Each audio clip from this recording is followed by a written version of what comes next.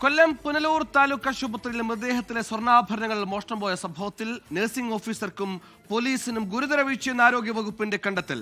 ആഭരണങ്ങൾ സൂക്ഷിക്കുന്നതിൽ നഴ്സിനും ഇത് ഏറ്റെടുക്കുന്നതിൽ പോലീസിനും വീഴ്ച പറ്റിയെന്നാണ് കണ്ടെത്തൽ. മൃതദേഹം പോസ്റ്റ്മോർട്ടത്തിനായി മോർച്ചറിലേക്ക് മാറ്റുന്ന ചെറിയ ഗ്യാപ്പിലാണ് നഴ്സിംഗ് റൂമിൽ സൂക്ഷിച്ച 2.5 പവൻ സ്വർണം കാണാതായത്. ഈ സ്വർണത്തെക്കുറിച്ചോ മോഷ്ടിച്ചതാര് എന്നതിനെക്കുറിച്ചോ അന്വേഷണം എങ്ങും എത്തിയിട്ടില്ല.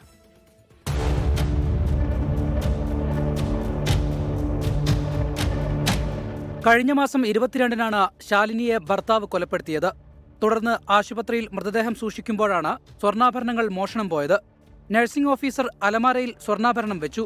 സാധാരണ ആശുപത്രി ഓഫീസിലെ ലോക്കറിലാണ് സ്വർണ്ണാഭരണങ്ങൾ വെക്കേണ്ടിയിരുന്നത്. അന്നുതന്നെ ആശുപത്രി അധികൃതർ പോലീസിനോട് സ്വർണ്ണാഭരണങ്ങൾ കൊണ്ടുപോകാൻ ആവശ്യപ്പെട്ടിട്ടും തയ്യാറായില്ലെന്നാണ് കണ്ടെത്തൽ. പിന്നീട് ഈ മാസം 8-ന് പോലീസ് പരിശോധനയ്ക്കെത്തിയപ്പോൾ ആഭരണങ്ങൾ കാണിച്ചെങ്കിലും അന്നും പോലീസ് ആഭരണങ്ങൾ ഏറ്റുവാങ്ങിയില്ല.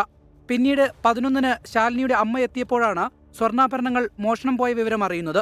ആദ്യം വിവരം മറച്ചുവെച്ചെങ്കിലും പിന്നീട് ബന്ധുക്കളെ വിവരം അറിയിച്ചു.